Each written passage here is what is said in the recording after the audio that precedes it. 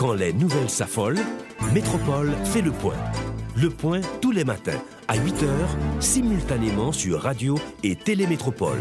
Le point est une courtoisie de MSC Trading, Digicel et la Banque nationale de crédit, BNC. Madame, monsieur, bonjour.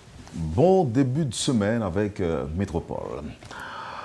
Coup d'œil sur l'étranger ou encore sur l'actualité internationale avec ce matin deux anciens ambassadeurs, Kurdi Larèche, ancien chef de mission de Montréal, et Lionel Etienne, ancien ambassadeur d'Haïti à Paris. Avec nos invités aujourd'hui, on va parler d'un certain nombre de sujets, notamment on va parler de la politique de l'actuel président des États-Unis, Donald Trump. On parlera de la situation en Guyane actuellement.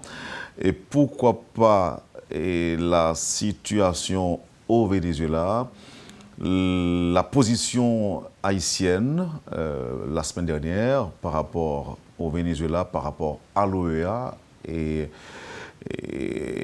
également par rapport aux États-Unis. Donc, on va essayer de mieux comprendre cette situation avec nos invités. Kurdi Larèche, bonjour. Merci d'accepter d'être avec nous à Métropole ce matin. Bonjour Wendel et bonjour aux auditeurs et aux téléspectateurs de Radio Télémétropole. Je salue aussi la présence de notre ambassadeur que je n'ai pas revu, ça fait longtemps. Je salue... Heureusement que Métropole était là. Ah oui. Pour faciliter la rencontre. Ah oui, tout à fait. Je salue le staff de Métropole et je remercie aussi la radio pour l'invitation. Merci. Ambassadeur Etienne, bonjour. C'est toujours un plaisir de vous accueillir sur le plateau de la rubrique Le Point de Métropole. C'est aussi avec plaisir que je vous retrouve, Wendel, vous, vos téléspectatrices, téléspectateurs de Radio Métropole. Et si vous permettez que j'adresse des salutations toutes particulières aux populations des départements des NIP du Sud et de la Grand'Anse, puisque ce sont les départements qui sont le plus intimement liés à la crise que traverse actuellement la Guyane. Aux magistrats, aux députés, sénateurs, délégués et tous ceux qui, à un titre ou à un autre, ont des responsabilités dans ce pays-là, dans le souci d'attirer leur attention sur les retombées possibles et de ce qu'il y a de très intime qui se passe et qui existe entre la Guyane française et Haïti. Naturellement, certains Haïtiens qui peut-être ne sont pas trop informés de cette situation peuvent se poser la question de savoir qu'est-ce qui se passe, pourquoi il veut attirer l'attention de certaines autorités haïtiennes sur ce qui se passe en Guyane. Alors, à ces auditeurs-là, à ces citoyens qui se posent cette question, je dis patience. Ah, c'est à vous de décider, moi je vous suis bien volontiers. Tout à fait. Alors je voudrais, d'entrée de jeu, revenir sur ce qui s'est passé la semaine dernière avec la position de Luis Almagro, secrétaire général de l'Organisation des États américains, qui, avant une réunion qui allait donc se dérouler à Washington, au siège de l'OEA, et avait en quelque sorte souhaité que le Venezuela prenne des dispositions pour que le pays se mette à la page. Et selon Luis Almagro, la route prise par le Venezuela mène inévitablement, inexorablement vers la dictature. On a eu la position de Marco Rubio, ce sénateur américain qui avait brandi la menace de couper l'aide américaine à Haïti, à la République dominicaine également, si ces pays-là ne s'alignent pas sur la position des États-Unis. Sans surprise, Haïti a adopté une position ferme, arguant qu'il y a des liens historiques entre le Venezuela et Haïti et que normalement ce pays est tenu de supporter le Venezuela. Vous qui êtes des diplomates de carrière, comment vous comprenez ce qui s'est passé, notamment la position surprenante quand même pour certains, la position d'Haïti par rapport à l'OEA, pas par rapport au Venezuela, mais par rapport à l'OEA et les États-Unis. Je ne sais pas qui veut commencer. Est-ce que ambassadeur Larèche, vous voulez commencer ou ambassadeur Etienne? Alors, bon, Moi, je ne suis pas encore ambassadeur, mais écoutez, voilà, je vais ok. volontiers. Je crois qu'il y a la surprise, la grande surprise, ça a été la réaction aussi immédiate et aussi forte qui a été tout à fait à la mesure des positions du sénateur Rubio d'abord et de M. Almagro après. L'un et l'autre ayant perdu complètement l'habitude de ce type de réaction de la part des diplomates haïtiens. La diplomatie haïtienne est en sommeil depuis plusieurs années. Et là, c'est comme si d'abord elle se réveillait. Et d'autre part, je crois qu'unanimement, tout le monde serait plutôt enclin à reconnaître le mérite des déclarations et de la position prise par notre ambassadeur auprès de l'OEA. Quant aux déclarations quant à la déclaration du sénateur Rubio, elle relève davantage, évidemment, elle relève du chantage davantage que de la menace. Ce n'était que pur chantage. Mais par contre, qui rend très bien compte, je crois aussi, de l'absence totale de toute considération prise pour ce qui concerne l'histoire d'Haïti d'abord, la place d'Haïti dans l'Amérique latine d'autre part. Et hélas, ça démontre aussi un niveau de culture relativement limité de la part d'une autorité nord-américaine, anglo-saxonne qui occupe de telles fonctions.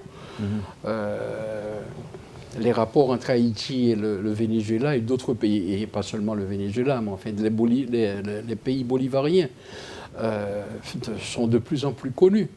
C'est vrai qu'elle transgresse aussi totalement la doctrine de Monroe qui, elle, a été à l'origine de toutes les relations des États-Unis avec l'Amérique latine et avec nous en particulier. Dans ces organisations, on sait qu'un représentant d'un pays quelconque intervient au nom du pays qu'il représente. Je vais parler du représentant d'Haïti auprès de l'OEA ou auprès des Nations Unies.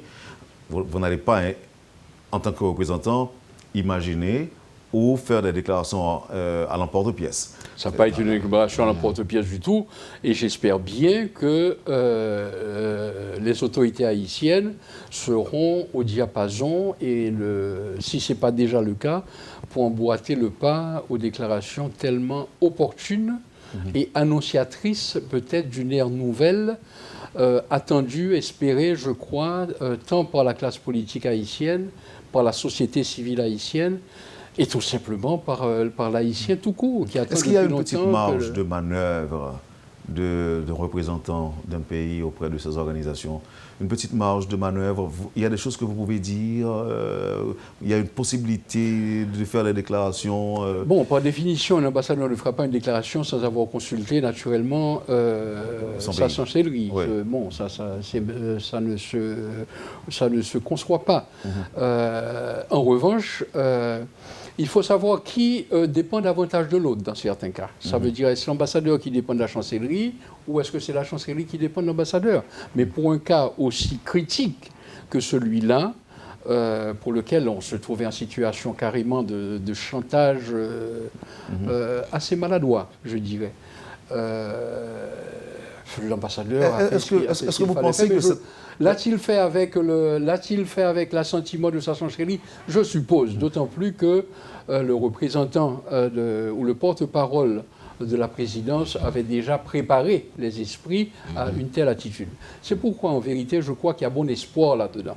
Alors, de deux choses l'une, mais ça m'étonnerait que l'ambassadeur Jean-Baptiste, pour avoir fait une déclaration aussi percutante, aussi opportune, encore une fois, ça m'étonne qu'il l'ait faite de sa seule initiative. Non, ça c'est sûr. Tel était le cas, il serait porte-parole souhaitable maintenant que vraiment cette démarche soit suivie et soit poursuivie, maintenue, entretenue. Le porte-parole de la présidence avait clairement annoncé, même avant la réunion, que Haïti allait supporter le Venezuela. Alors maintenant, la question que je vais poser à M. Larèche, Kurdi Larèche, Oui. on a dit avant l'émission qu'il y aura inévitablement des retombées. La position d'Haïti par rapport aux Américains, notamment le sénateur Rubio, qui est d'origine cubaine, selon certaines informations disponibles. Est-ce que vous pensez qu'il y aura des retombées positive ou négative? Si oui, qu'est-ce que vous pouvez nous dire? Je pense qu'il y aura quand même des retombées. Et ces retombées peuvent être positives dans le cas où Haïti retrouverait la position des... Bon, je ne peux pas dire de Rubio. Rubio ne traduit pas la position des États-Unis pratiquement. C'est quand même un sénateur républicain qui a parlé. Et il se trouve que le président actuel des États-Unis est aussi du Parti républicain. Donc, il pourrait y avoir un lien entre sa déclaration et la politique du gouvernement des États-Unis. Mais ce lien n'a pas encore été déterminé vu que le département d'État des États-Unis ne s'est pas exprimé ouvertement sur le sujet. Maintenant, par rapport à la position de l'ambassadeur haïtien, l'ambassadeur Abel Jean-Baptiste, il a eu sûrement un ordre de route, une feuille de route qui lui a permis de faire cette déclaration au nom d'Haïti. Moi, ce qui m'intéresse beaucoup dans cette histoire, c'est la forme. Je sais que du fond, ça dépend de la chancellerie. La chancellerie, automatiquement, la pratique, c'est que la chancellerie va contacter l'ambassadeur pour lui dire quelle est la situation sur le terrain. Il faut nous faire un rapport pour nous dire quel serait votre avis par rapport à la situation. Maintenant, après le rapport de l'ambassadeur dans ses contacts avec les autorités haïtiennes, les autorités ont décidé de la position à prendre. Maintenant, ça c'est le fond. Mais la forme se traduit par l'habileté de l'ambassadeur, par ses capacités diplomatiques à traduire la décision du gouvernement en fait. Maintenant, son discours, moi je l'ai vu, je l'ai revu encore. Je me demande pourquoi autant de fermeté. Je me suis posé la question parce que À votre avis, ce ne serait pas nécessaire?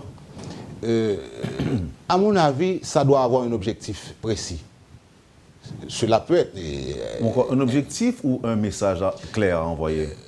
Un objectif, un message, ça revient presque au même parce que maintenant, on pourrait toujours dire au secrétaire, par l'Assemblée générale, que Haïti n'est pas pour ces sanctions contre le Venezuela, mais maintenant, dans quelle forme l'a-t-on traduit? Et quand j'ai revu le discours de l'ambassadeur, je me dis, là, il y a plus que ce que l'on voit. Il a parlé avec un ton ferme. C'est comme, on dirait, quelqu'un qui vient de gagner les élections. Moi, ça ne m'a pas surpris du tout parce que des semaines auparavant, le président de la République, le Premier ministre s'est prononcé deux ou trois jours après son installation à la primature sur la présence des ONG en Haïti. Le président de la République s'est prononcé il y a une semaine sur la présence de ce spécialiste de droits de l'homme qui fait des rapports sur Haïti et qu'il ne serait pas profitable à Haïti de renouveler ce mandat-là. Donc, ça annonce quelque chose que la diplomatie haïtienne prend des plumes. Et oui, mais est-ce que cette position-là est, à votre avis, historique ou économique? Je dirais historique. Seulement historique? Historique, l'économie va venir après. Petro-Caribé n'a rien à voir là-dedans? Petro-Caribé peut avoir quelque chose là-dedans, mais n'oubliez pas que nous sommes un peuple de passion. Les Haïtiens sont très passionnels, nous sommes passionnés de beaucoup de choses, principalement de l'amitié. Et Haïti a une très grande amitié avec le Venezuela, bien que ce n'est pas une amitié sans peine. Parce qu'en 1963, le Venezuela avait quand même rompu les relations diplomatiques avec Haïti, sous la dictature. Donc, on a repris ces relations avec Chavez, non pas bien avant avec le président Maniga, le feu président Maniga. Et ensuite, quand on a envoyé l'avion pour expatrier l'ancien président Aristide, etc., c'était quand même magistral. Il était clair que la position d'Haïti serait du côté du Venezuela. Ambassadeur Etienne, la position haïtienne est historique ou économique? Elle est surtout politique. Politique. Elle est avant tout politique, encore une fois, sous réserve qu'il y ait une nouvelle orientation de la diplomatie haïtienne qui aurait été parfaitement définie. Sinon, carrément, ça ne ferait pas de sens, malheureusement. En revanche, s'il y a une nouvelle orientation qui se prépare, qui est annoncée, et dont il s'agit des prémices, des premiers gestes, Je crois d'ailleurs qu'à ce moment-là, nous sommes en face d'une situation politique nouvelle, pleine de promesses. Un autre point qui a rapport avec cette situation, justement, d'aucuns craignent des retombées négatives par rapport au TPS. Par exemple, Donald Trump qui... Permettez-moi de vous dire tout de suite que ce serait exagéré, ce serait maladroit, ce serait malvenu de relier la politique des TPS avec la position d'Haïti, avant tout que suggérait, que recommandait l'ambassadeur Jean-Baptiste. C'était un appel à la concertation, un appel au dialogue. Je crois que ça a été merveilleux quand même pour un petit pays comme Haïti de rappeler le puissant voisin, de le rappeler à la raison, tout simplement. Mais est-ce que c'est pas prêcher dans le désert? C'est très beau. Non, parce qu'il faut... Par rapport à notre petitesse, par rapport à notre taille. Non, il est temps pour nous de commencer aussi. Il est temps aussi de lever la tête un peu, de sortir la tête de l'eau. Ce n'est pas en s'alignant immédiatement à toutes les propositions qui sont faites comme ça de l'extérieur qui vont nous amener à quoi que ce soit. Lorsque la République dominicaine voisine prend les dispositions qu'elle prend, c'est parce qu'elle se rend parfaitement compte des faiblesses de notre diplomatie. Et il y a des raisons à cela. Il faut aller, je crois, au-delà de la déclaration du sénateur Rubio. Ce n'est un secret pour personne que la diplomatie haïtienne aujourd'hui est extrêmement faible. Je crois qu'il suffit de jeter un regard sur le comportement de certains ambassadeurs qui sont en poste à Port-au-Prince, sur la désinvolture de leur comportement, sur leur façon d'agir, sur leur façon permanente, récurrente de passer des ordres, ordres qui sont immédiatement suivis des faits. C'est pas comme ça qu'on avancera. Comment renforcer cette diplomatie? Il faut la renforcer, d'abord définir une ligne de conduite qui n'existe pas depuis plusieurs décennies. Personne ne peut dire, je suis content de dire ça à côté d'un collègue des affaires étrangères, personne ne peut dire quelle est l'orientation de la diplomatie haïtienne aujourd'hui. Pour tout dire, il n'y en a pas. Ensuite, comme je viens de vous parler du comportement de certains ambassadeurs en poste à Port-au-Prince. Mais parlons aussi du comportement de certains de nos diplomates en terre étrangère. Là encore, si avec un comportement différent, on serait respecté. Et tant qu'on n'est pas respecté, on n'avancera pas. Je suis très content d'ailleurs que vous posiez la question de cet éventuel rapprochement entre le TPS et la déclaration de notre ambassadeur auprès de l'OEA. Ce serait triste de la part des autorités américaines de mélanger les deux choses. Ce serait pousser le chantage à son paroxysme. À ce moment-là, le chantage deviendrait carrément éhonté. Et ce serait dommage. Il ne serait pas du tout en l'honneur ni à la hauteur de la puissance nord-américaine. Et c'est votre point de vue Moi, je comprends tout à fait le point de vue de l'ambassadeur. Mais écoutez, il n'est pas à sortir de là, il y aura des retombées négatives. Maintenant, les États-Unis vont choisir de punir Haïti à travers le TPS, on ne sait pas. On ne sait pas encore. N'oubliez pas. Mais jusque-là, c'est dans l'ordre des choses possibles. C'est dans l'ordre des choses possibles. On se sert de l'arme qu'on peut avoir ou qu'on a sous la main. Et si les États-Unis si le sénateur voulait tout simplement faire cavalier seul, il voulait faire du chantage, alors que sa position ne reflèterait en rien la position, par exemple, du président des États-Unis. Oui, mais il faut aller plus loin. Les États-Unis sont membres de l'OEA. Et faisaient partie de l'équipe qui voulait les sanctions contre le Venezuela. Donc, ce n'est pas seulement les propos de l'ambassadeur qui ont mis à dos par rapport à la décision des autorités haïtiennes, mais on n'était pas dans l'équipe que les États-Unis soutenaient. Donc, Haïti a pris une position, je dirais, à la fois légale. Si on prend la charte de l'Organisation des États américains, il est très clairement dit qu'est-ce que le secrétaire général peut faire, qu'est-ce que l'Assemblée générale peut faire. Si on va au chapitre 16, on lit certains articles 110 et autres, le secrétaire général n'a pas le droit tout à fait de faire les propositions qu'on a vu à l'Assemblée générale. Il est élu pour 5 ans avec un minimum de tâches administratives, etc., de directives, de faire certaines propositions sur des questions politiques au niveau de l'Assemblée générale, mais n'avait pas le droit, comme le disait notre ambassadeur, de proposer la radiation du Venezuela au niveau de... À votre avis, ce serait quoi les motifs de Luis Almagro? Pourquoi une telle décision? Si on suit la politique dans l'Amérique latine, on voit qu'il y avait un problème. Lui, c'est un ancien ministre des Affaires étrangères de l'Uruguay. Il a eu déjà un certain mélange d'intérêts avec l'actuel président du Venezuela. Donc, comment engager d'autres conflits latents. Comment engager une organisation d'une telle envergure dans une telle polémique? Je veux parler de l'OEA. Comment oser faire ça, ambassadeur Étienne? Wendell, écoutez, je crois qu'il y a tant d'urgence actuellement dans notre pays qui fait face à beaucoup de difficultés. Franchement, cela vaut-il la peine de s'attarder sur les positions de tels sénateurs et d'une institution comme l'OEA, qui elle aussi a une histoire en Haïti et dans toute l'Amérique latine. Une histoire qui n'est pas pavée d'éloges. Je crois que nous avons beaucoup d'urgence dans ce pays et ça vaudrait peut-être mieux de s'y attarder plutôt que de prévoir la suite des événements.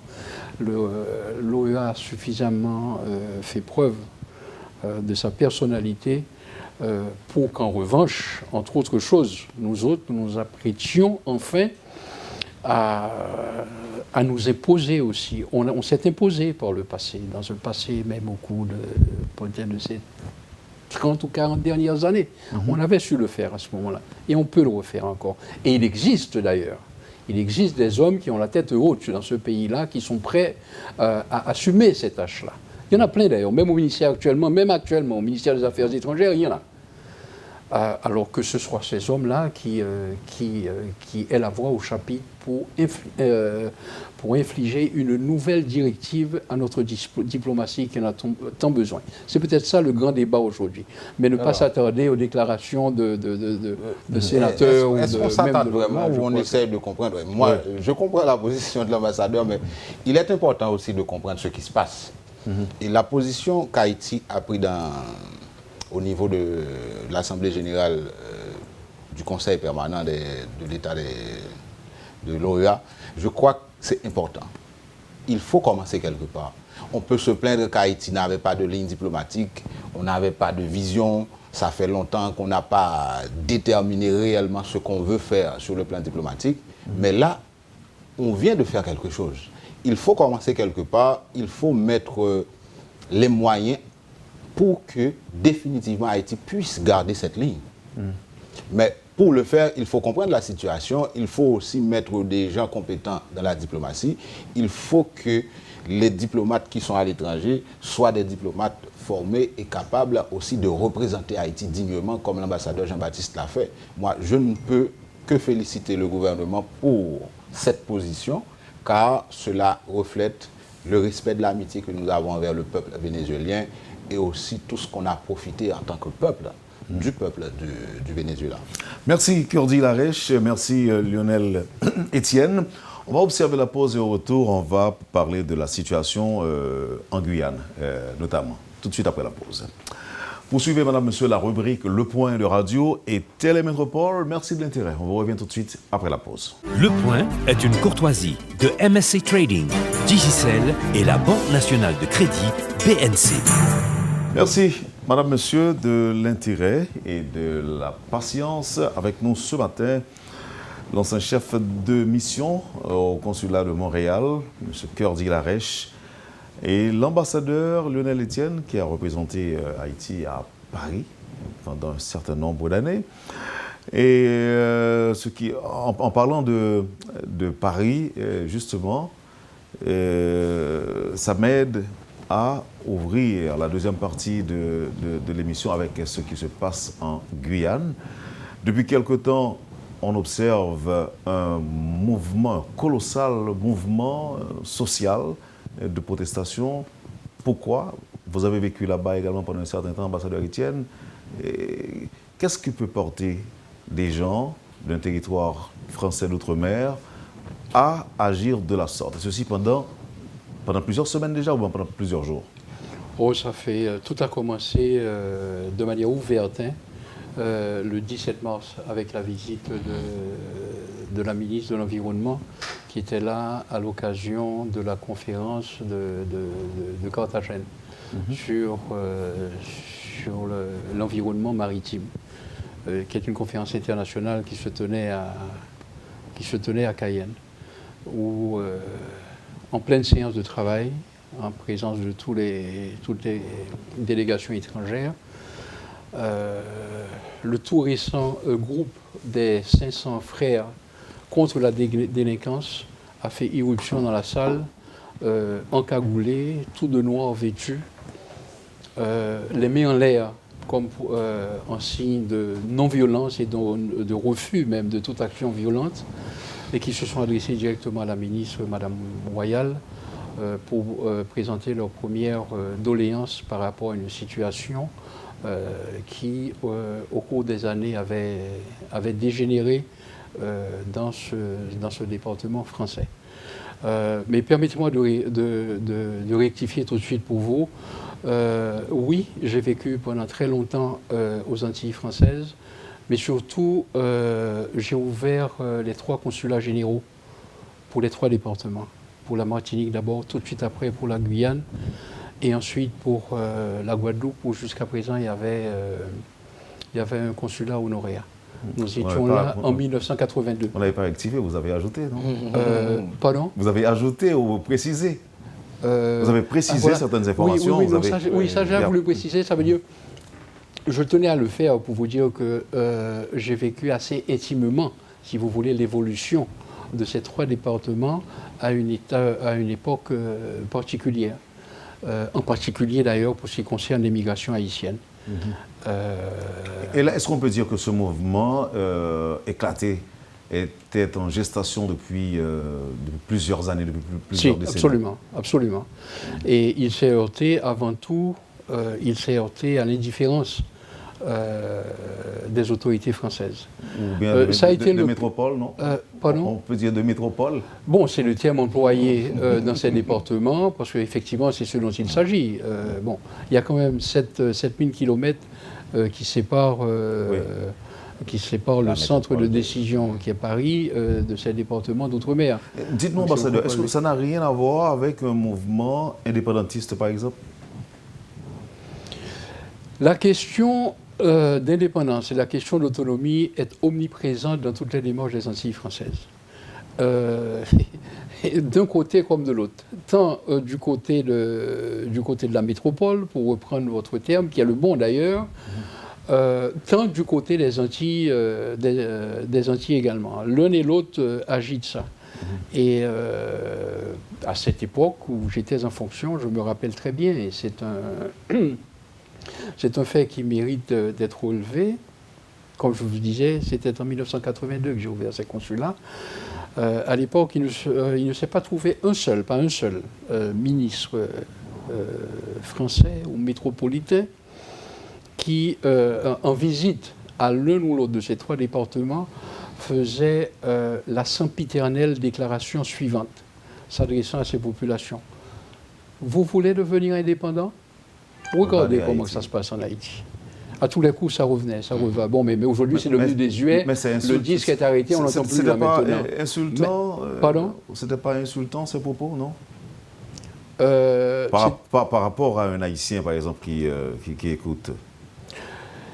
Insultant, dégradant? Politiquement parlant, on dirait que c'était vicieux. Mais dégradant, bon... la métropole faisait son travail et moi, en tant que consul, je faisais le mien. Et nous avons... et entre les deux... Mais cela ne vous a pas réjoui, attention, ambassadeur. entre les deux, il fallait savoir naviguer entre les deux. C'était pas... Oui, ce que l'on comprend. On n'allait pas non plus...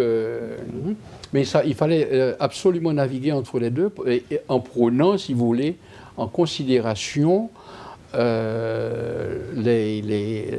l'atmosphère et l'ambiance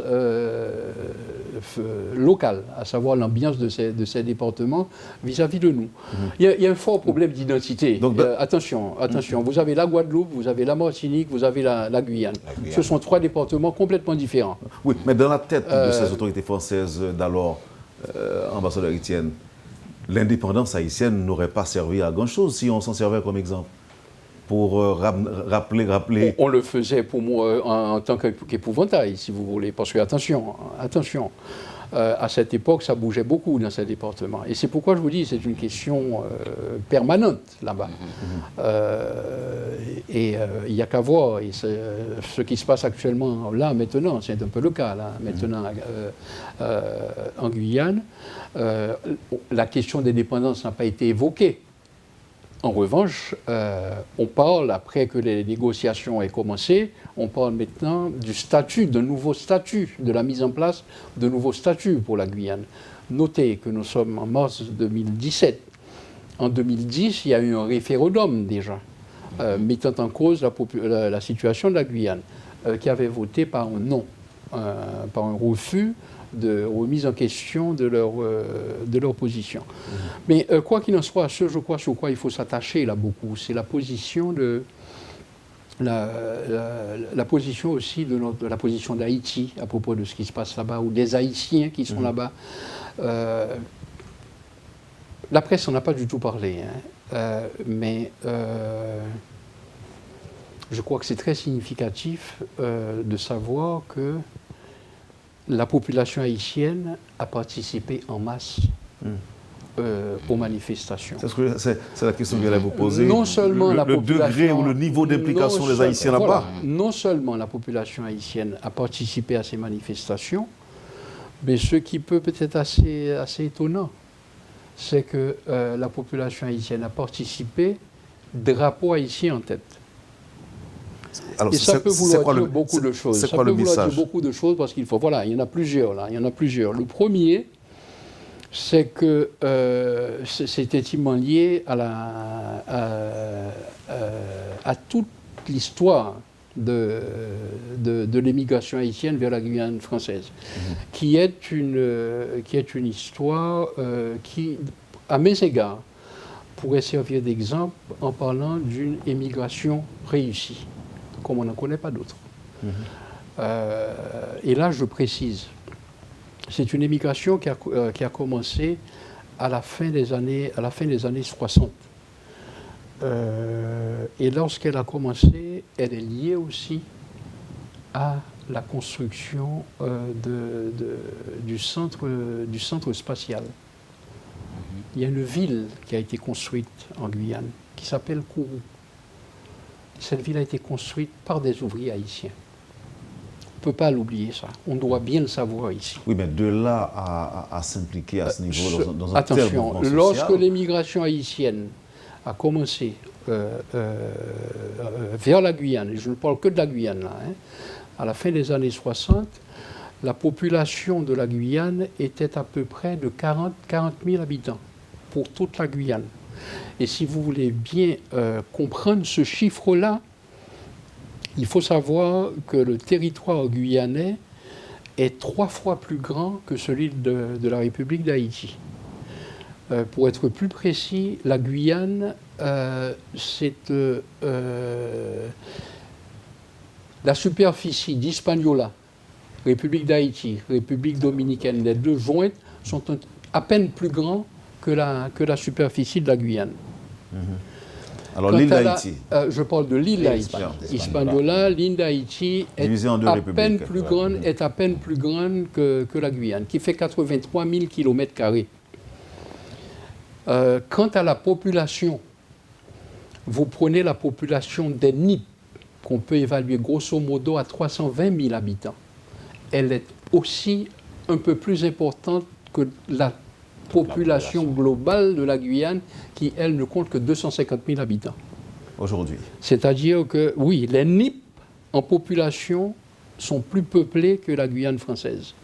Et c'est délibérément que j'ai choisi cet exemple-là, parce que les Nippes, le sud, à un moindre degré l'abondance, ont été les pourvoyeurs de main-d'œuvre pour la Guyane.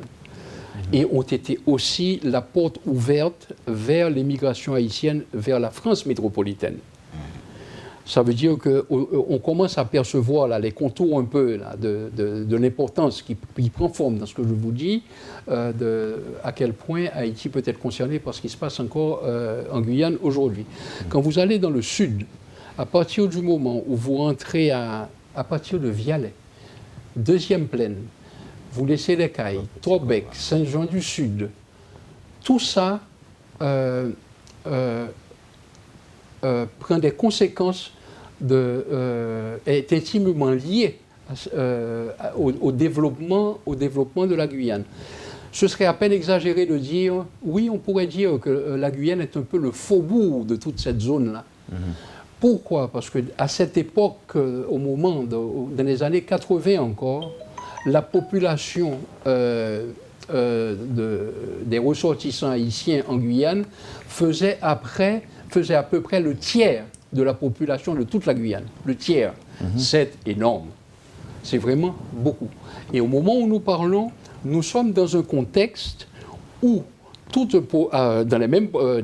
sommes à peu près dans les mêmes proportions avec la population haïtienne de Cayenne, avec celle qui existe en République dominicaine, avec des pointes d'émigration, qui ont toujours suivi le passage d'un ouragan.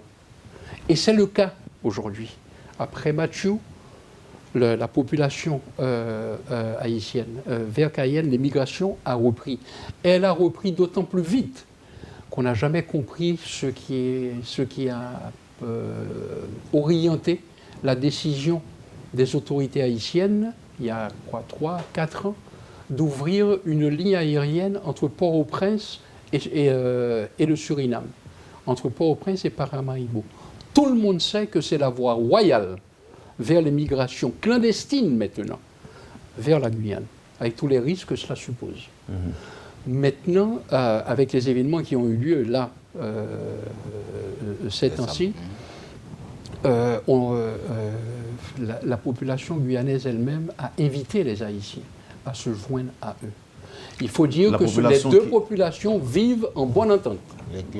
Et c'est peut-être une des particularités de l'émigration haïtienne vers la Guyane. L'entente qui existe entre la population guyanaise et l'émigration haïtienne elle-même.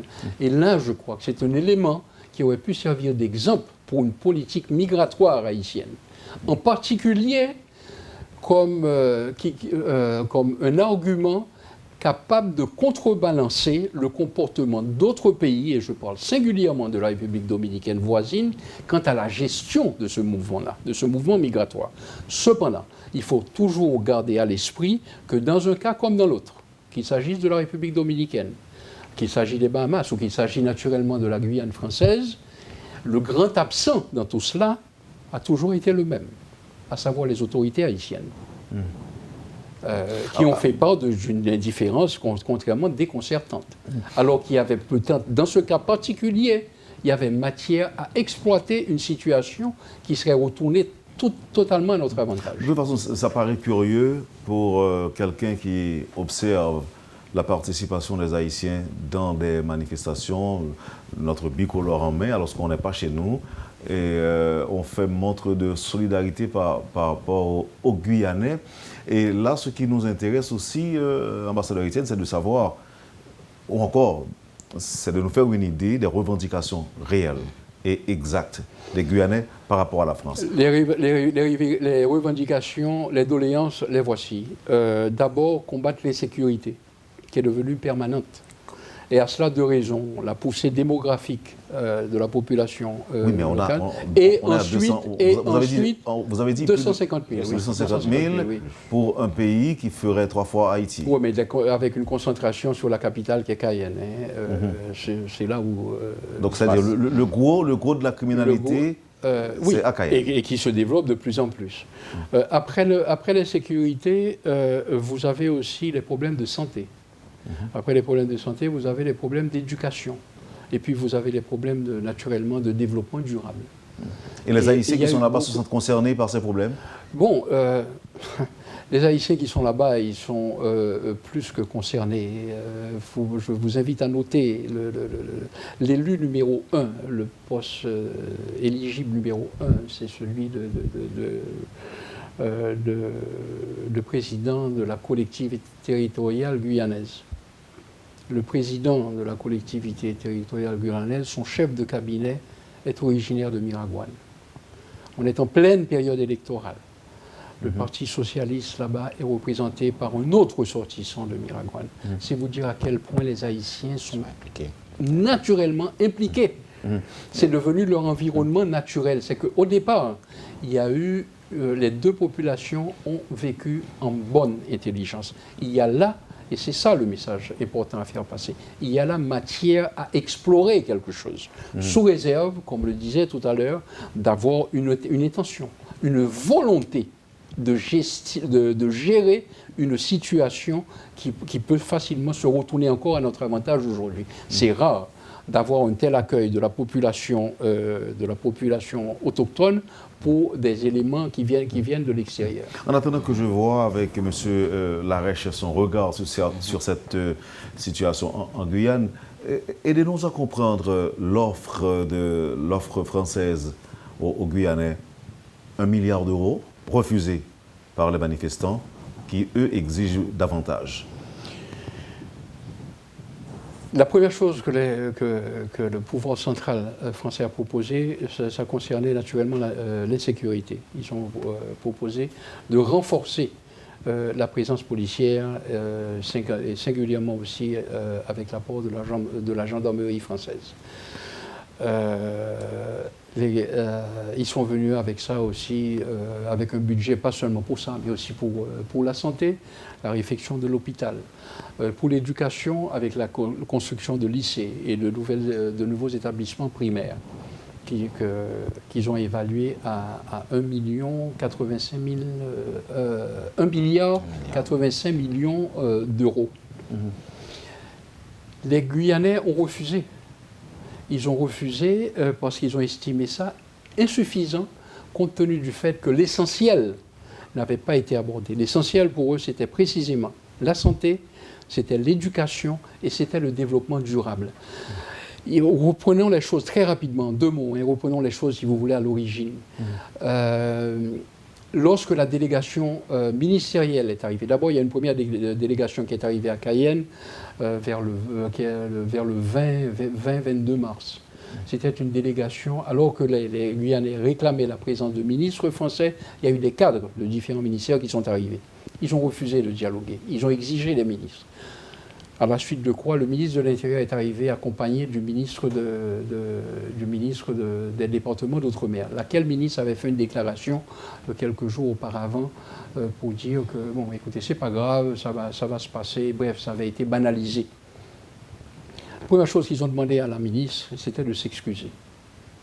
Ce qu'elle a fait, elle s'est excusée auprès des interlocuteurs, parce que les interlocuteurs, tout de suite, ça a été d'ailleurs le groupe des 500 frères, auquel s'est joint l'association des maires. Il y a une première manifestation avec tous les maires de la Guyane. Et lorsque la ministre, après qu'elle se soit excusée, les Guyanais leur ont dit, écoutez, nous acceptons vos excuses. Mais juste devant la préfecture, vous avez la population de la Guyane qui est là. Vous allez monter à l'étage et vous allez vous excuser auprès de la population. Voilà un porte-voix. Il est monté et elle s'est excusée auprès de toute la population dans son ensemble. Effectivement, ça a désamorcé la situation. Et là, les négociations ont commencé. Cependant, je dois vous dire, et c'est ça qui est important aussi, en 1964, quelqu'un d'autre était passé en Guyane et disait que pendant trop longtemps, la métropole s'est montrée indifférente, ou pour tout dire, trop détachée de la part de la Guyane. Maintenant, ceci s'est terminé. Cette personne s'appelle le général de Gaulle. Ça se passe en mars 1964. En 1965, la France entamait les constructions de Kourou. Ça veut dire que depuis, exactement, le Guyanais aujourd'hui a le sentiment qu'il n'y a rien de nouveau sur le soleil. Et c'est ce qui se passe lorsqu'on tient des promesses à une population et que cette population vit dans des conditions difficiles, pour ne pas dire dans des conditions de misère, et que cette population ne voit rien venir. À ce moment-là, la population prend d'autres dispositions. Dans le cas de la Guyane, il n'y a eu aucune violence, pas une pierre de lancer, mais les routes bloquées. Et au moment où nous parlons aujourd'hui, c'est encore la grève générale, mais qui s'est fait avec beaucoup de sagesse, beaucoup d'intelligence, avec une fermeté sans pareil. Mais sans violence, sans violence. Un vrai mouvement social, mais pacifique. Inspiré malgré la présence des Haïtiens. Non, il ne faut pas dire malgré, pas du tout. Avec la présence des Haïtiens. Je sais pourquoi je dis malgré. Je sais pourquoi je dis malgré. Et je sais pourquoi aussi je dis ça, et c'est pourquoi je vous dis, les Haïtiens savent quand ils doivent avoir un autre comportement, qu'ils adaptent un peu à la situation. C'est ça aussi. Ah, ok, donc ils se sont adaptés. Voilà. Alors, malheureusement, il ne nous reste pas beaucoup de temps encore, environ 4 ou 5 minutes, avec M. Larèche. Votre regard, un petit regard rapide sur... moi, je vais être bref, précisément, puisque l'ambassadeur a presque tout dit. Il a tout dit sur la Guyane française. Je crois que l'affaire est plus économique que tout autre. La métropole n'a rien investi du tout depuis des dizaines d'années au niveau de la Guyane française. Bon, pas seulement au niveau de la Guyane, mais presque dans tous les départements d'outre-mer, que ce soit la Corse, la Martinique, etc. Maintenant, ce qu'il faut, c'est d'investir.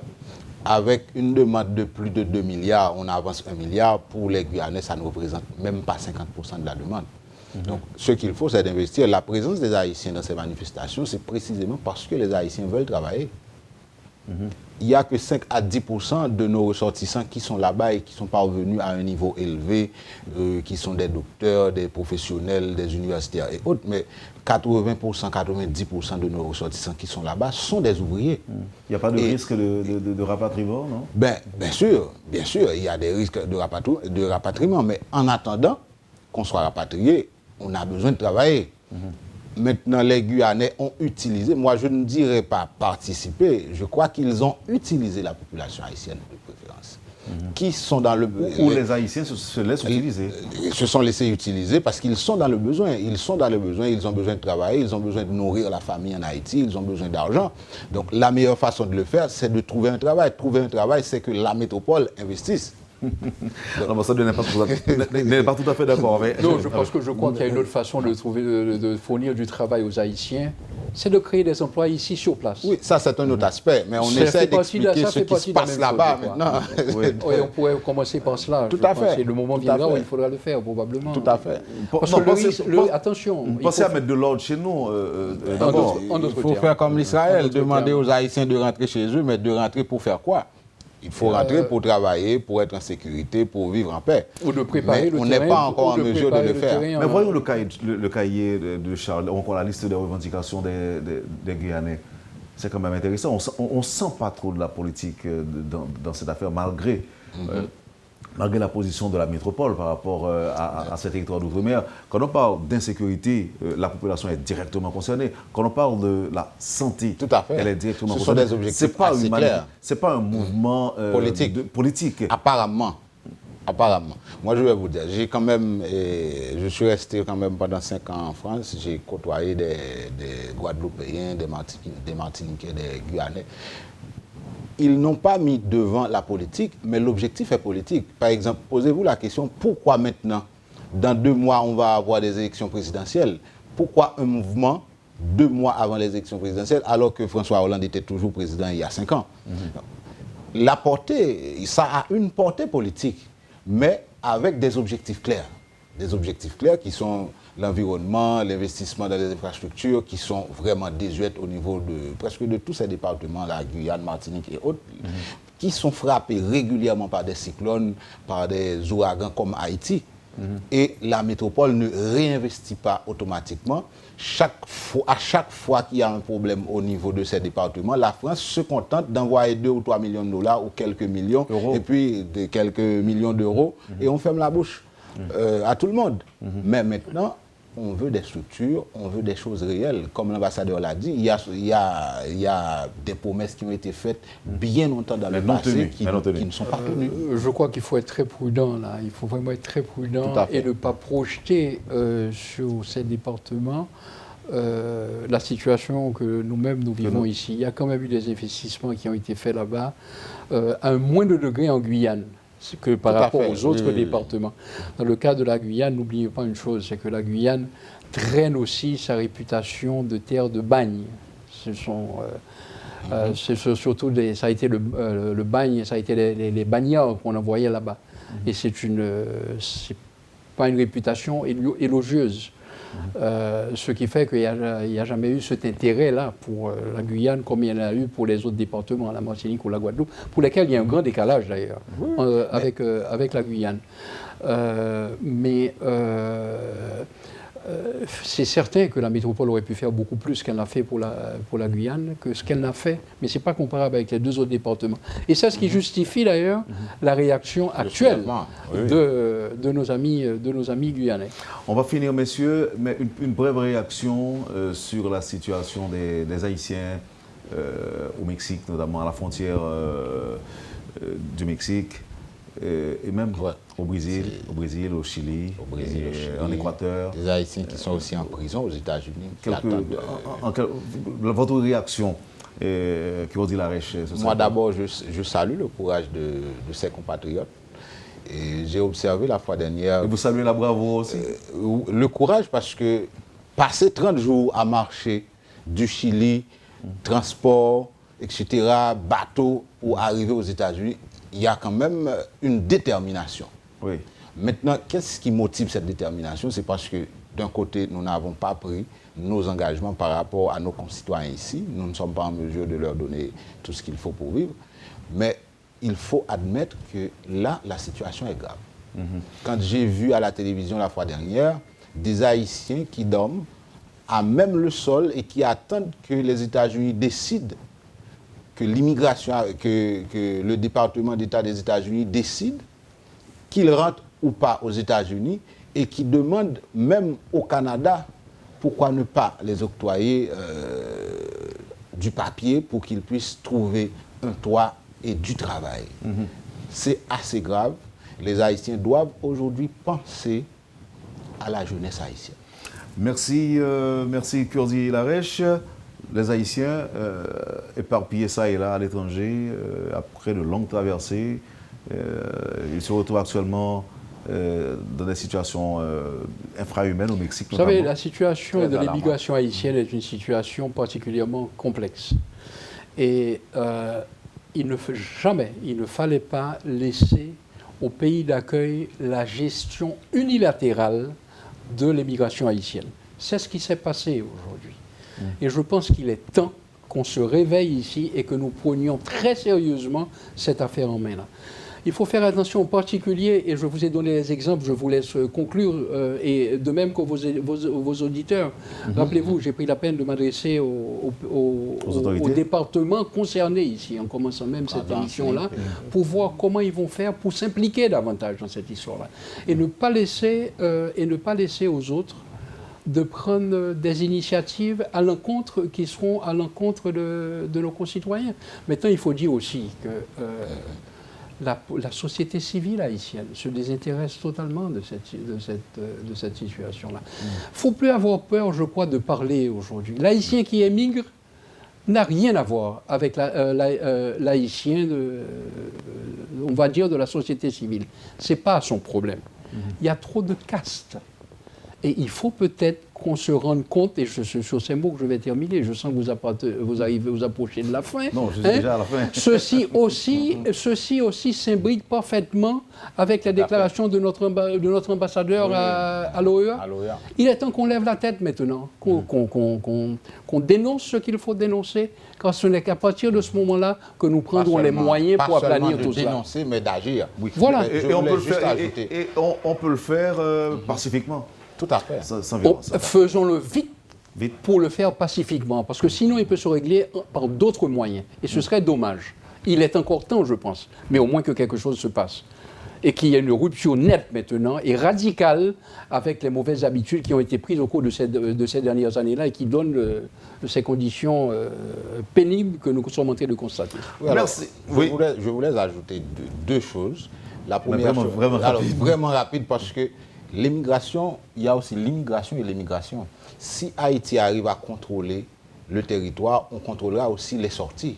C'est pas seulement contrôler le territoire, c'est pas seulement contrôler les gens qui rentrent, mais si on contrôle le territoire, il faut contrôler les gens qui sortent. Oui. Comme ça, on aura moins d'Haïtiens qui partent avec des moyens dans des moyens aussi difficiles à l'étranger. Ça devra faire l'objet d'une autre émission, parce que c'est tellement intéressant. Merci encore une fois, Kurdi Larèche et Lionel Etienne. C'était un plaisir de vous avoir aujourd'hui sur le plateau de la rubrique pour aborder ces sujets dont on parle rarement, on ne parle presque pas chez nous. Et ce matin, nous avons choisi donc, de vous inviter, question d'apporter un peu d'éclairage à partir de vos expériences, vos connaissances sur la situation des Haïtiens à l'étranger. Nous avons parlé de la situation au Venezuela, aux États-Unis et la position exprimée à l'OEA par le secrétaire général Luis Almagro et surtout de la situation en Guyane française avec ces manifestations à portée sociale, non violente, déroulées depuis quelques jours là-bas, dans ce territoire français d'outre-mer. Nous remercions tous ceux qui viennent de nous rejoindre, tous ceux qui ont choisi de suivre la chaîne 52 Télémétropole et Radio Métropole également. Nous profitons de l'occasion pour remercier les gens de Gaumont qui viennent à peine de nous faire savoir qu'ils sont branchés et qu'ils ont suivi cette rubrique aujourd'hui. De même pour ceux qui sont aux États-Unis, notamment à travers Easy FM qui ont suivi cette émission. Encore une fois, Monsieur Larèche, Monsieur Etienne, passez une bonne journée. Je vous remercie infiniment d'avoir accepté d'être avec nous, de vous mettre disponible pour le public de Métropole. Bon début de semaine et bonne journée. C'est avec plaisir que je vous ai retrouvé aussi, Wendell, et je veux encore saluer les populations du sud d'Haïti. Et je ne sais si vos émissions sont captées en Guyane, mais à nos compatriotes et aux Guyanais. Que je veux aussi transmettre mes salutations les plus fraternelles.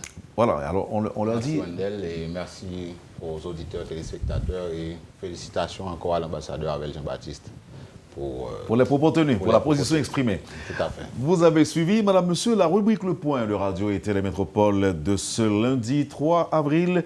Nos invités, Kurdi Larèche, ancien chef de mission au consulat d'Haïti à Montréal, et l'ancien ambassadeur d'Haïti à Paris, Lionel Etienne. Merci, Madame, Monsieur, de votre intérêt. Passez une bonne journée avec nous et à demain.